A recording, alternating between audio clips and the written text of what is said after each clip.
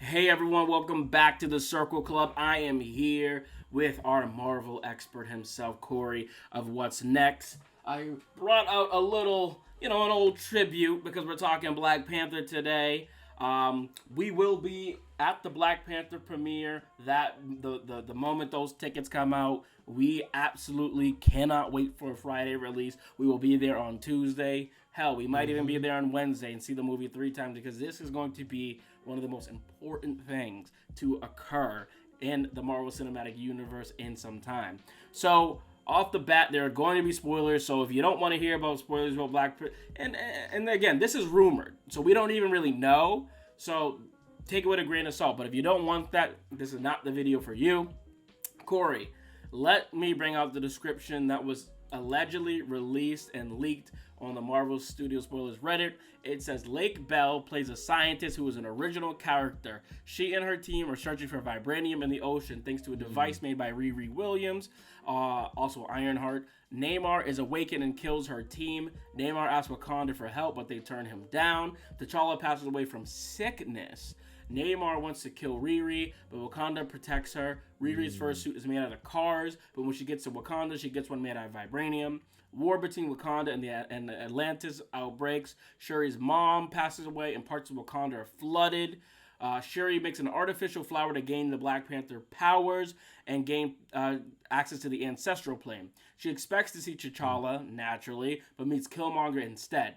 He helps her become the new Black Panther. Shuri makes her own Black Panther suit. Big war between the two nations. Shuri defeats Namor but doesn't kill him. And Baku is the new king of Wakanda while Shuri is the Black Panther. Nakia tells Shuri that she has a son from T'Challa. That is the end. And then we get the post-credit scene. They filmed in a post-credit with the stand-in Doctor Doom, which is thought to be the one who sent Lake Bell's team. A lot to unpack there. But first off, if this is true, we have to tell you guys, this is why you subscribe to the Circle Club and What's Next. We were on this theory a month ago. We were talking about Doom and Namor and all this stuff. We got one of our commenters below I want to highlight said, chill everyone, we're getting a son. That's going to be the recast. We have been very adamant about this Doctor Doom theory over here at What's Next in the Circle Club show. Corey, what is your initial reaction to this madness? So, initial reaction. I would love if there was like some vibranium stores within Atlantis underneath the sea, right? I think it would make a perfect contrast to Wakanda, but also it would make a lot of sense for how they are sustained down there, right? Having that team be linked to Doom makes, I think, a lot of sense as to Doctor Doom in the background kind of making things happen, but also trying to get access at probably the most valuable resource on Earth, in essence, right? So I think it makes a lot of sense. I like that kind of start, right? Where you're starting to lose me is with my girl Shuri. Yes. Okay?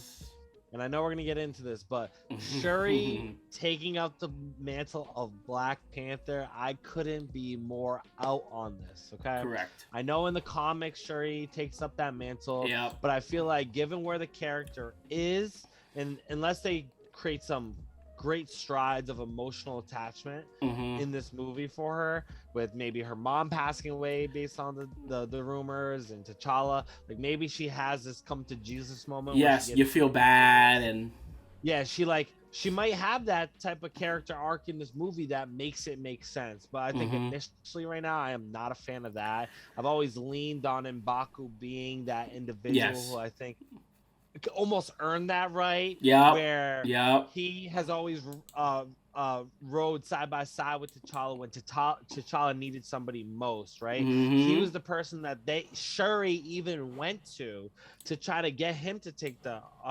mantle. Herb, right? So I think him being the leader of the mountain tribe too, like it just makes a lot of sense for him to take up that mantle with the unfortunate passing of Chadwick. But him being sick, unless this is again linked to Doom and Doom having offed him on some assassination type thing, like I feel like it would need to be more of an assassination type of sickness infection than Mm-hmm. just like a regular type of infection, because I there ain't no way we shouting out COVID like that and letting COVID take the Yeah, Black Panther. no, that to me that's real whack. That's a whack way to get rid of T'Challa is through sickness. Again, go back and check out our full predictions that we had over on the Circle Club. Go and search that because we talked way more in depth about our Doom theory. But I think just to give you a quick wrap up, it makes more sense to make Doom the one who kills T'Challa because then he becomes so unforgivable, and like that's his interest into the MCU is you kill our favorite. Like everyone, like even if you don't love the Black Panther movie, you love T'Challa. We got a target on your and, back. Yeah, We got a exactly. target. And that would really make the Avengers be like, whoa, you took out an Avenger? Hold on. Like let's pause. And also and Namor isn't all bad either, which is why they don't end up killing him, I'm assuming, in this description, right? The description that we had says that she doesn't kill him, but they lose, right? And I think, like, the reason is because Namor isn't all bad. He's sort of an anti-hero. And I think the way you would do that is you sort of... Namor's already got a target on his back because the Wakandans and Atlantis have this history. But to have Doom the one who instigates that or pushes it, and it's kind of like Namor comes to this sense of like, oh man, we got played, you know? Like, I think that's the better route to go. Puppets. Yes. Yeah, having somebody in the shadows pulling strings when they're in a vulnerable situation, right? I think that would be a good play. And it makes sense because Doom, as we said in the video, Doom has this connection to Reed Richards and and Kang, and just the future of where the Marvel Cinematic Universe is going anyways. It would almost make sense for him to go back in time to be like, we got to get rid of this Black Panther guy because he would eventually be the leader of the Avengers or something like that, you know, or has some sort of connection. And by the way, people, to just defend you, because I'm sure there'll be some people who say, oh, she was in the comics. I don't give a damn about what happens in the comics because what happens in the comics does not matter for what happens in the movies. I respect the comics, I read them, I love them, but you have to realize this is two different worlds, two different mediums. They take influence from the comics, but that does not mean the comics are the all be all. So, and I agree. I think they should have just recasted him, and I think if they don't recast him, what they should have done was brought him in through another universe. Now you got these incursions, so who knows if that's even possible to bring back another Black Panther. But yeah, those are some of my thoughts. Yeah, I think they're just leaning on the long play for the Black Panther. I think they were very, very obviously timid to recast the role. I think the only way you could have brought really the Black Panther, even though I want M'Baku, I don't think the Black Panther character itself is going to hold the same weight as Chadwick's T'Challa does, right? So I think if the child thing is true, what Marvel is basically doing is conceding, like, yeah, there will be a Black Panther and somebody will take up the mantle, but for like the real type of Black Panther that we expected to like lead the Avengers almost, right? And be that bigger pillar entity, I think they're kicking that can down the road until the son becomes older. And I think that's where they feel like they could get more out of the character than that they want, but they still have somebody there doing what they're doing. And that might be the reason why they have Shuri take up Black Panther but have M'Baku be the king, kind of divide and conquering that role so they don't have as much ownership and power. And I think leaving it for later. And I think, like, not to be too cheesy or anything, but I think at the end of the movie, if they say, you know, what are you going to call him? Talking about the son, they say T'Challa. Well, then that just gives us the T'Challa that we actually wanted. And we've already seen that with blips and incursions and all these weird things that can happen with time. Don't think you understand time if you're watching these Marvel movies. We could jump 5 years into the future, 10 years into the future, and then we get these properties about what happened in between that. Like, don't think that time is linear, but based on what we're watching. And then you got the Young Avengers. Like, maybe they want to push those guys where they're older. They're no longer in the high school or the young stages that they were. So I would not get too attached to that. One thing that I did want to mention, go ahead if you have a last quick comment.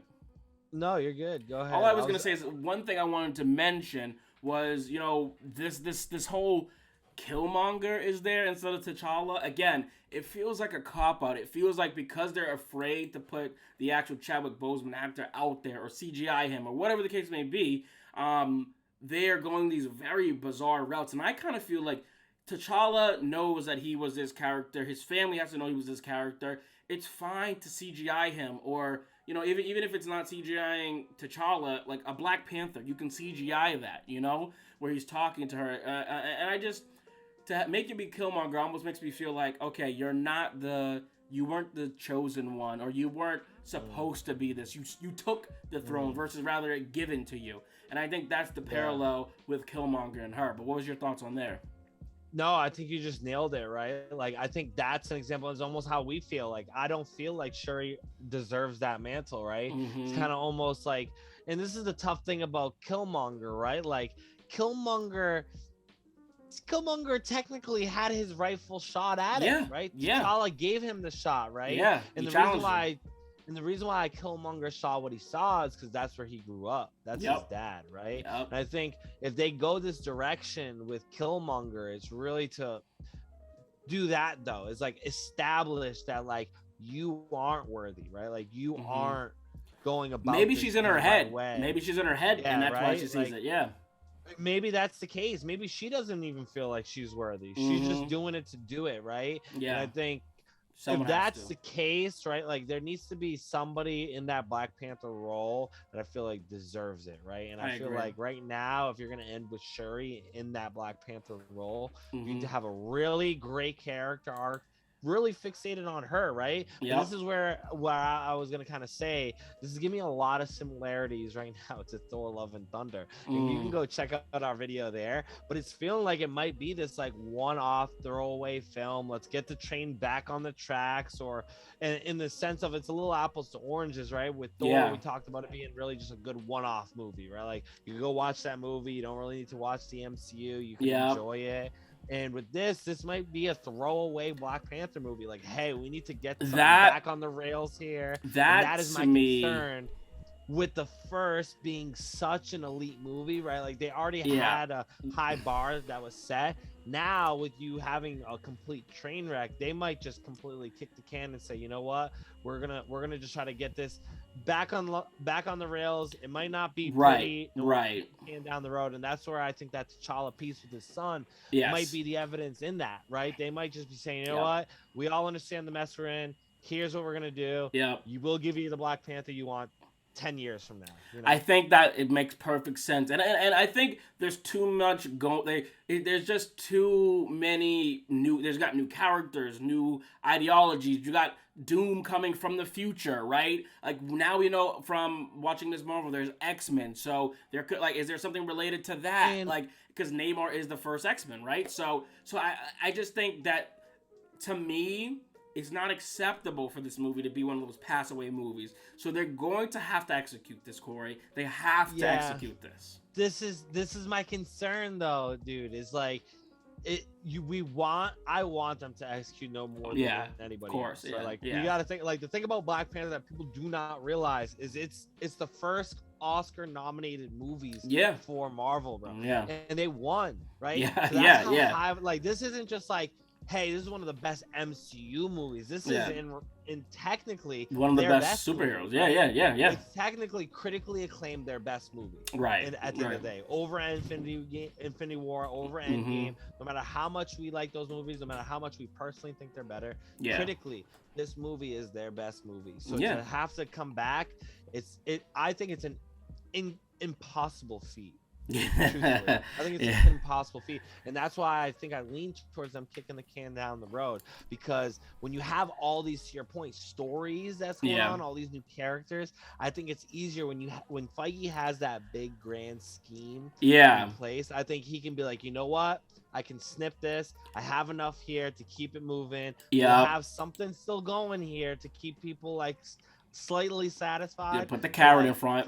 For what I ultimately wanted to do out of this Black Panther character, I cannot accomplish it with the variables I'm given. I'm gonna set it up for the future. And I think I just think is realistically. I think the fact that it's sort of like Thor: Love and Thunder. To your point, it's like if we get out of this movie, we have Namor and we get a little bit of X-Men, right? We get a little bit about Fantastic Four, Doctor Doom, and at this point, the next movie would be Ant-Man as well, right? With Kang. So if we get a little bit of that, I think we'll be in good shape. I can't say in good faith that I think this is going to be one of the great movies, but I do think it's possible to land this. I do. I really do. Like, in my heart of hearts, reading this description, I think that, I think there's some tweaks you can make here to get this really right.